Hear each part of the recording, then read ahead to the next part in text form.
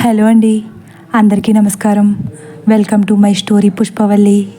మరి ఇంకెందుకు ఆలస్యం, పదండి కథలోకి వెళ్ళిపోదాం. అలా అరవింద్, లేదు నాన్న, పుష్పవల్లి మామూలుగా చనిపోయిందనిపించట్లేదు, తనని ఎవరో చంపేసుంటారని నా అనుమానం అంటాడు తీక్షణంగా. ఎవరు చంపుతారా, అది ఆ రోజుల్లో అంత ధైర్యం ఎవరికి ఉంటుంటుంది అనేస్తాడు కిషోర్ తేలికగా.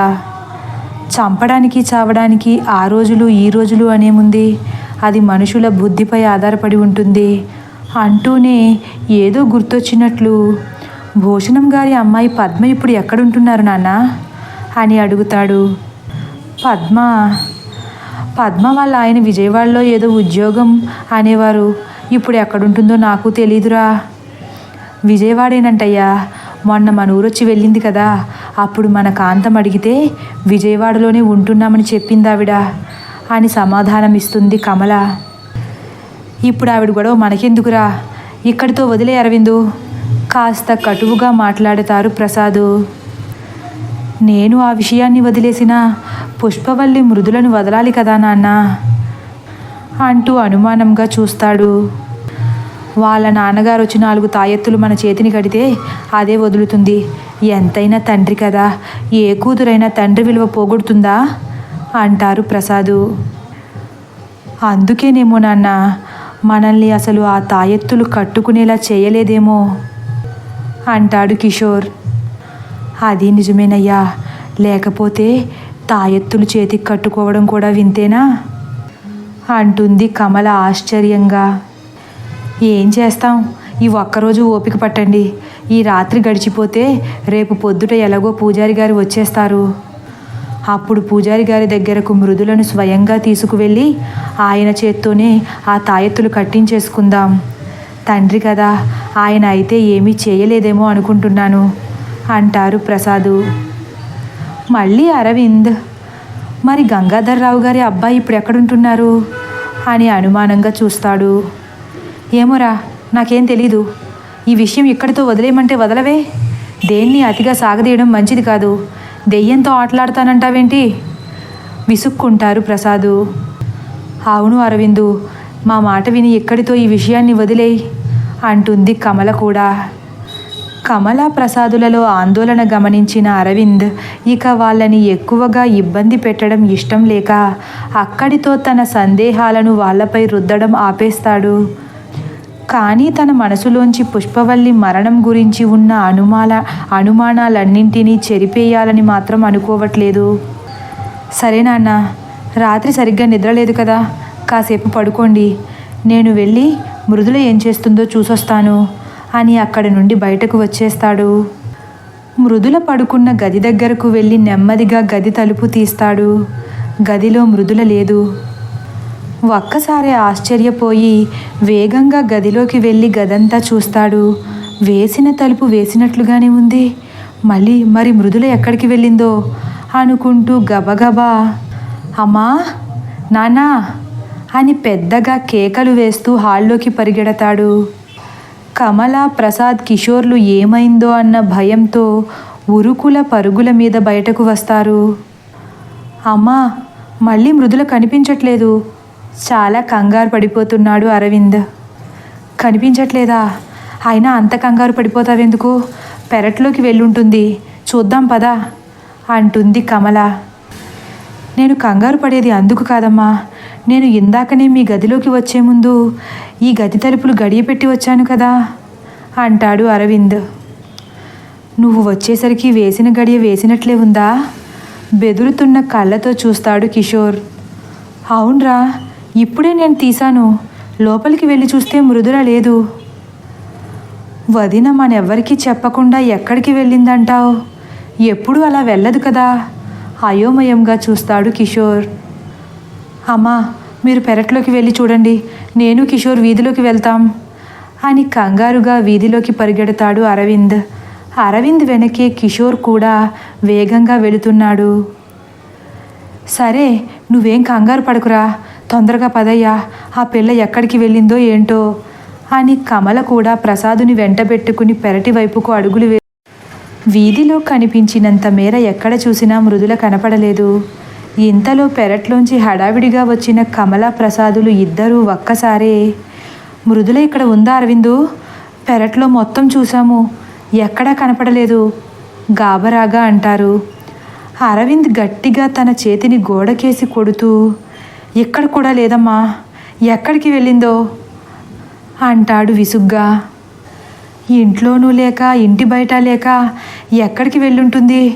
అయినా ఈ పిల్లతో చచ్చేంత చావు వచ్చి పడింది అని గబగబా సందులోకి వెళ్ళి అక్కడ కూడా వెతుకుతుంది కమల. అక్కడ కూడా మృదుల కనపడకపోయేసరికి, లక్ష్మీ లక్ష్మీ అని పక్కింట్లో ఉన్న లక్ష్మిని పిలుస్తుంది. వస్తున్నా కమలక్క అని ఇంట్లోంచి గబగబా బయటకు వస్తుంది లక్ష్మి. ఏంటి కమలక్క, చాలా కంగారుగా ఉన్నట్లున్నావు? తాయితీగా అడుగుతుంది లక్ష్మి. మా మృదుల గాని మీ ఇంటికి వచ్చిందా లక్ష్మి? రాలేదక్క. ఏ మృదుల ఇంట్లో లేదా అడుగుతుంది లక్ష్మి అనుమానంగా. లేదు లక్ష్మి, మీ ఇంటికి కానీ వచ్చిందేమో అని అడుగుదామని వచ్చాను. సరే ఉంటాను. అంత కంగారు పడిపోతావెందుకు కమలక్క? సూరమ్మత్త ఇంటికి కానీ వెళ్ళిందేమో. సూరమ్మత్తని బామ్మ బామ్మ అని వదలదు కదా, వెళ్ళి అడిగి చూడు అంటుంది లక్ష్మి. అదే అయ్యుంటుంది, ఒకసారి సూరమ్మత్త ఇంటికి కూడా వెళ్ళొస్తాను అని కంగారుగా అక్కడి నుండి వెళ్ళిపోతుంది కమల. కమలలో కంగారుని గమనించిన లక్ష్మి కమల వైపే వింతగా చూస్తూ, ఏంటి కమల ఈరోజు చాలా కంగారుగా ఉన్నట్లుంది, పట్టపగలు కూడా ఇంతలా జడిసిపోతుందేంటి? మొత్తం మీద ఏదో జరుగుతుంది, అదేంటో తెలుసుకుని తీరాలి అని తనలో తానే అనుకుంటూ నెమ్మదిగా ఆ గోడ అంచున వంగుని నడుస్తూ వీధి వైపుకు వెళుతుంది. పెద్దోడా, లక్ష్మి వాళ్ళ ఇంటికి కూడా వెళ్ళలేదంటరా, నేను ఒకసారి సూరమ్మత్త ఇంటికి వెళ్ళి అడుగొస్తాను అని కంగారుగా బయలుదేరింది కమల. సూరమ్మ ఇంటికి వెళ్ళేది అయితే నీకు చెప్పి వెళ్తుంది కదా కమల, ఎప్పుడు మనకు చెప్పకుండా గుమ్మం కదలదు కదా పిల్ల అంటారు ప్రసాదు. ఎప్పట్లా ఉండడానికి ఇప్పుడు మృదుల ఎప్పుడూ ఉండే మృదుల కాదు కదయ్యా అని కంగారుగా అంటూ వెనక్కి చూడకుండానే సూరమ్మ ఇంటికి వెళ్ళిపోతుంది. కొంచెంగా తలను పైకెత్తి గోడచాటు నుండి అన్నీ గమనిస్తున్న లక్ష్మి సూరమ్మ ఇంటికి కంగారుగా వెళుతున్న కమలను చూస్తూ, ఎప్పుడూ ఉండే మృదుల కాదా? అదేంటది? ఏం మాట్లాడుకుంటున్నారు వీళ్ళు అసలు? మృదులకి ఏమైందో? బహుశా మొగుడు పెళ్ళాల గొడవలు అయ్యుంటాయి. అయినా ఏ ఒక్క విషయం బయటికి పొక్కనిదు మహాతల్లి. దీనికి మాత్రం ఊళ్ళో కొంపలన్నింటిలో జరిగే గొడవలన్నీ కావాలి, దీని కొంపలో కుంపటి మాత్రం బయటపడనివ్వదు. తెలుసుకుంటాను, ఎలాగైనా కమల ఇంట్లో ఏం జరుగుతుందో తెలుసుకుని దీని పొగరుకు కళ్ళెం వేస్తాను అని లక్ష్మి మనసులో అనుకుంటూ ఏమీ ఎరగనట్లు వీధి గేటు దగ్గరకు వెళ్ళి రోడ్డు మీద నుంచుంది. అరవిందు, మృదుల కనపడట్లేదంట కదా, సూరమ్మత్త ఇంటి దగ్గర ఉందా అని ఏమీ ఎరగనట్లు అడుగుతుంది అరవిందును. అమ్మ కనుక్కు రావడానికి వెళ్ళింది లక్ష్మి పిన్ని అంటుండగానే సూరమ్మ ఇంటి గేటు తీసుకుని కమల బయటకు వస్తూ కనిపిస్తుంది. కమల ముఖంలో అదే కంగారు కనిపిస్తుంది అందరికీ. వదిన అక్కడ కూడా లేదనుకుంటానయ్యా, కిషోర్ ముభావంగా అంటాడు. నాకు అదే అనిపిస్తుంది సమాధానమిస్తాడు అరవింద్. పెద్దోడా, సూరమ్మ ఇంటికి కూడా వెళ్ళలేదంటరా?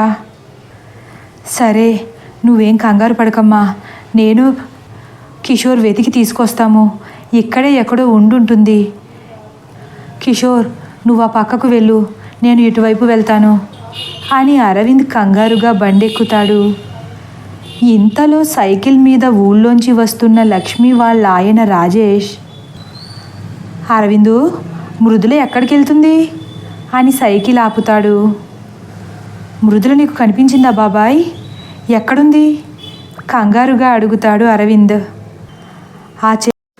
ఆ చెరువు గట్టంటూ నడుచుకుంటూ వెళుతుంది అరవిందు. ఇదేంటి మిట్ట మధ్యాహ్నం ఈ పిల్ల ఇలా వచ్చిందని అమ్మ మృదుల ఇంత ఎండలో ఎక్కడికి వెళుతున్నావు అని కూడా అడిగాను. ఆ పిల్ల కనీసం నా వైపైనా చూడకుండా నడుచుకుంటూ వెళ్ళిపోయింది. సరిగ్గా వినపడిందో లేదోనని. మృదుల, నిన్నే మీ ఆయనకైనా చెప్పొచ్చావా అని కూడా అడిగాను. అయినా సరే వెనక్కి తిరిగి చూడకుండా తల వంచుకుని వెళ్ళిపోయింది అంటాడు రాజేష్. చెరువు దగ్గరకు వెళ్ళిందా? ఆశ్చర్యంగా అడుగుతాడు అరవింద్. నాకు అదే ఆశ్చర్యంగా అనిపించింది అరవింద్. ఎక్కడికైనా వెళ్తే నువ్వు కూడా ఉంటావు కదా, మృదుల ఒక్కదాన్ని అసలు బయటికి పంపవు కదా, అందుకే అడిగాను. చాలా థ్యాంక్స్ బాబాయ్.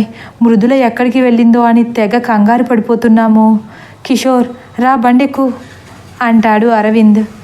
అమ్మా, మేమిద్దరం మృదులను తీసుకువస్తాము, మీరు లోపలికి వెళ్ళండి అని ఉన్న పలంగా బయలుదేరతాడు అరవింద్.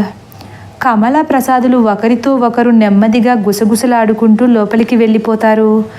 రాజేష్ వాళ్ళ ఇంటి గేటు దగ్గర అడుగు పెట్టగానే, ఏంటండి మృదుల చెరువుగట్టు దగ్గర కనిపించిందా మీకు? ఆరా తీస్తున్నట్లు అడుగుతుంది లక్ష్మి. రాజేష్ కాళ్ళు కడుక్కుంటూ, అవును లక్ష్మి, ఈరోజు మృదుల ఏదో కాస్త కొత్తగా అనిపించింది అనుమానంగా అంటాడు. కొత్తగా అనిపించిందా? సరే లోపలికి రండి, ఇప్పటికే బాగా ఆలస్యమైపోయింది, భోంచేద్దురు గాని అని నెమ్మదిగా అంటూ కమల వాళ్ళ ఇంటి వైపు ఆత్రంగా చూస్తూ వాళ్ళ ఇంట్లోకి వెళ్ళిపోతుంది. ఇంట్లోకి వెళ్ళడమే, మీకు కూడా కొత్తగానే కనిపించిందా మృదుల తీరు అని మళ్ళీ గుసగుసలాడుతుంది. అదేంటి అలా అడుగుతున్నావు అంటాడు రాజేష్. నెమ్మదిగా మాట్లాడండి, ఆ కమలక్కకి వినిపించిపోతుంది. ఏమైంది అనుమానంగా చూస్తాడు రాజేష్. మృదుల ఇంట్లో ఎవరితోనూ ఒక్క ముక్క కూడా చెప్పా పెట్టకుండా వెళ్ళిపోయిందంట. చెప్పకుండా వెళ్ళిందా? అయినా ఆ పిల్లకి చెరువు దగ్గర పనేంటో. అవునండి, కొత్త కోడలు అయ్యుండి అసలు భయం లేకుండా ఎలా తిరిగేస్తుందో. అదే ఇంకో అమ్మాయి అయితే కమల ఎన్ని పేర్లు పెట్టేదో అంటుంది లక్ష్మి నిష్ఠూరంగా. మృదుల ఎప్పుడూ పని పాటు లేకుండా బయట తిరగదు కదా, ఈ రోజెందుకు అలా వెళ్ళిందో మనకేం తెలుసు అంటాడు రాజేష్. అదే తెలుసుకోవాలండి, నాకు తెలిసి అత్తా కోడలిద్దరూ పడట్లేదనుకుంటా. నువ్వు అనుకుంటే సరిపోతుందా? వాళ్ళు చాలా అన్యోన్యంగా ఉంటారు, మధ్యలో నువ్వు దూరకు అంటారు రాజేష్. పైకి అందరూ అన్యోన్యంగానే ఉంటారు, లోపల ఏం జరుగుతుందో మనకేం తెలుసు అంటుంది లక్ష్మి. అయినా వాళ్ళ ఇంట్లో ఏం జరుగుతుందో నీకెందుకే లక్ష్మి, నీ సంసారం ఒకటి సరిగ్గా చక్కపెట్టుకో చాలు. నాకు తెలుసులేండి, మీకు నేను తప్ప ఈ ఊరందరూ మంచిగానే అనిపిస్తారు. అలా అని నేను ఇప్పుడు అన్నానా? లేకపోతే ఆ మృదుల ఇంట్లో ఎవరికీ చెప్పకుండా ఊరి మీద పడితే ఆ పిల్ల చాలా మంచిదంటున్నారు. అదే నేను వెళ్తే మీరు ఊరుకుంటారా? ఇప్పుడు ఏమంటావు? ఆ పిల్ల చెడ్డదనాలా? మంచిది అనకుండా ఉంటే చాలు. సర్లే, ఈ ఊళ్ళో ఉన్న వాళ్ళందరూ చెడ్డోళ్ళే, నువ్వు ఒక్కదానివే మంచిదానివి, సరేనా? నాకు ముద్ద అన్నం పెట్టు అని కాస్త విసుగ్గా అంటాడు రాజేష్. పెడతాను, కానీ ఆఖరిగా ఒక విషయం చెప్పండి. ఏంటది? అదే, మీరు మాట్లాడుతున్నా కూడా మీ మాటలు లెక్క చేయకుండా వెళ్ళిపోయిందన్నారు కదా, అలా ఎందుకు వెళ్ళిపోయిందంటారు? మనసులో ఎంత బాధ ఉంటే వెళ్ళిపోయిందో ఏంటో. బయట పడట్లేదు, కానీ నాకు తెలిసి కమల ఆ పిల్లని లోపల చాలా ఇబ్బంది పడుతుందేమోనండి, అందుకే ఆత్మహత్య చేసుకోవడానికి చెరువు దగ్గరకు వెళ్ళిపోయి ఉంటుంది అంటుంది లక్ష్మి. తదుపరి భాగం కోసం వేచి ఉండండి. ఒకవేళ నా కథ కానీ మీకు నచ్చినట్లయితే లైక్ చేసి సబ్స్క్రైబ్ చేయడం మర్చిపోకండి. Thank you for watching.